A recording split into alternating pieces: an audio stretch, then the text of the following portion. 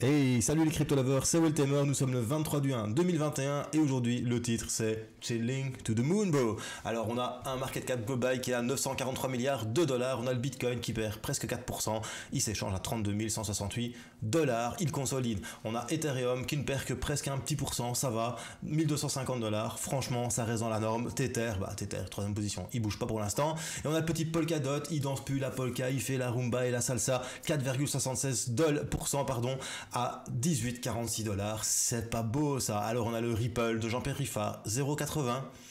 Il y en a qui se demandent pourquoi je dis Jean-Pierre Riffard, c'est parce qu'avant, sur mon ancienne chaîne, il y avait une personne qui s'appelait Jean-Pierre Riffard qui était pro Ripple, et alors je lui disais toujours le Ripple de Jean-Pierre Riffard, voilà, petite anecdote.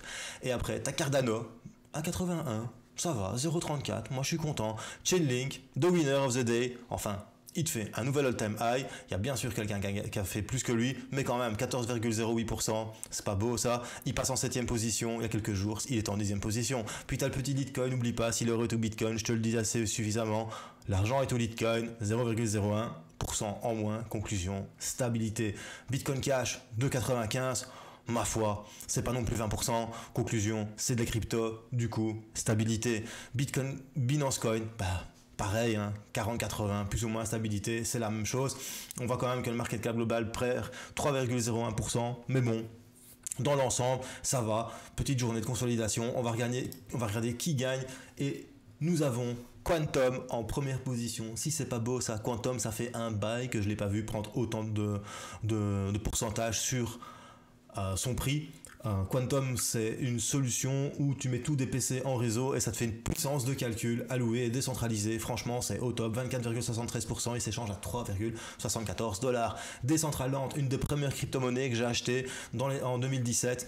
22,40%. Franchement, tip top. VR, plus crypto-monnaie, c'est futur, plus du futur. Ça fait double futur. Conclusion, au top. Torchain, 13,56% à 2,42. Franchement, plaisir. Ça fait plusieurs jours que Torchain se trouve dans le top. Et on voit que le Chainlink n'est que 4ème, mais il fait un nouvel all-time high. Et il y a encore CurveDAO qui est toujours là. Et il est toujours là. Et il ne lâche rien. Voilà. Si tu es nouveau sur la chaîne, n'hésite pas à t'abonner, activer la petite cloche de notification pour ne rater aucun petit journal du crypto chaque jour. Viens sur le compte Twitter de Culture Crypto. Je poste aussi mes analyses techniques. Enfin, je les retweet avec mon compte Weltemer Trading. Tu vois, je fais mes petites analyses techniques. Tu peux retrouver ça sur mon compte Weltemer Trading. Et rejoins-nous sur la page Facebook de l'émission. Allez, c'est parti. Générique.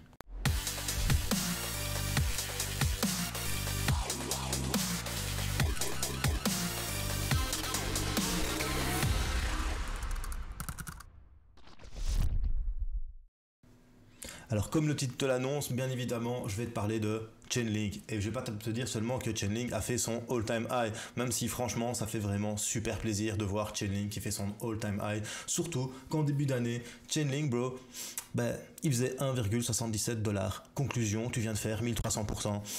En un an, qui peut se targuer de faire 1300% en un an? Franchement, je cherche.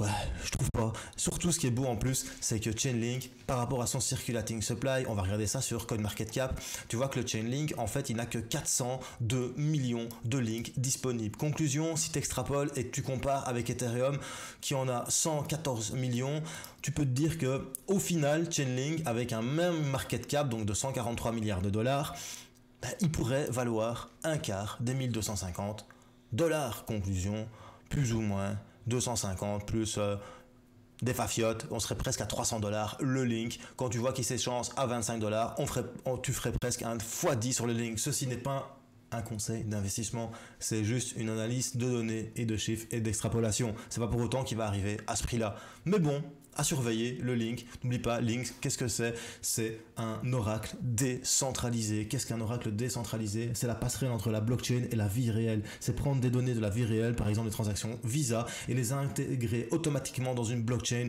sans que ce soit encodé manuellement par un humain. Et ça, franchement, c'est l'avenir. Il n'y a rien à dire. La blockchain qui sera autonome et qui sera automatiquement vérifiée et checkée, surtout la fidélité et la confiance dans les données inscrites de base. Dans une blockchain, tu peux inscrire ce que tu veux. Du moment que tu mets la première brique, le premier mot, ce premier mot qui sera inscrit dans une blockchain ne pourra plus jamais être bougé. Mais si c'est un humain qui met une faute, une erreur, cette erreur sera là pour l'éternité. Alors que si c'est une machine qui a été programmée pour prendre les données et les mettre correctement, bien évidemment il y a des bugs, tout ne fonctionne pas parfaitement, mais en tout cas niveau fiabilité et confiance, c'est bien plus confiance qu'un humain qui peut se tromper et qui peut être pris à partie ou payé ou autre. Par exemple, pour une traçabilité de poulet ou une traçabilité de nourriture, ben tu pourrais faire ça, utiliser un oracle décentralisé, parce que bien évidemment le lobby du poulet, s'il y avait une grippe aviaire par exemple, ne voudrait peut-être pas que ce soit inscrit dans la blockchain sur quel poulet a ce problème, et du coup ça leur donnerait, enfin ça leur ferait perdre beaucoup d'argent. Mais bon, avec un oracle centralisé, c'est ce qui pourrait arriver, mais avec un oracle décentralisé comme Chainlink fait, ce serait impossible. Les données se feraient et s'implémenteraient automatiquement dans une blockchain. C'est ça la révolution Chainlink. Après ça, on a une belle petite news qui nous parle quand même du Bitcoin. MicroStrategy affirme qu'il y a plus de quelques milliers d'intéressés par leur séminaire vidéo blockchain. Donc MicroStrategy, c'est le fonds d'investissement qui a investi plus de 2,7 milliards de dollars en Bitcoin, je pense, et ça a fait des émules. Conclusion, beaucoup d'entrepreneurs et de chefs d'entreprise ont contacté MicroStrategy, et MicroStrategy a décidé, je vous en ai parlé dans un autre live, de faire un cours en ligne. Et apparemment, d'après le PDG, encore une fois c'est d'après le PDG, ben, il y aurait des milliers de dirigeants intéressés par le Bitcoin. Voilà, c'est tout pour les petites news. On va passer sur l'analyse technique du Bitcoin. Il n'y a pas beaucoup à dire, sauf qu'on est venu chercher une première zone. On est en train de remonter. On est bien venu taper ici, comme je vous avais dit hier, revenir chercher le précédent plus bas. On a essayé de le franchir, ça n'a pas marché, on est redescendu, on est remonté, et ici on est redescendu, on est remonté. Donc en fait, si tu analyses un peu plus en profondeur, tu vois qu'on est venu, on va le mettre en 30 minutes, même si c'est pas le top la 30 minutes, tu vois qu'on est venu faire ce qu'on appelle des Elliott Waves. Je ne sais pas si vous connaissez les Elliott Waves, moi j'utilise assez bien.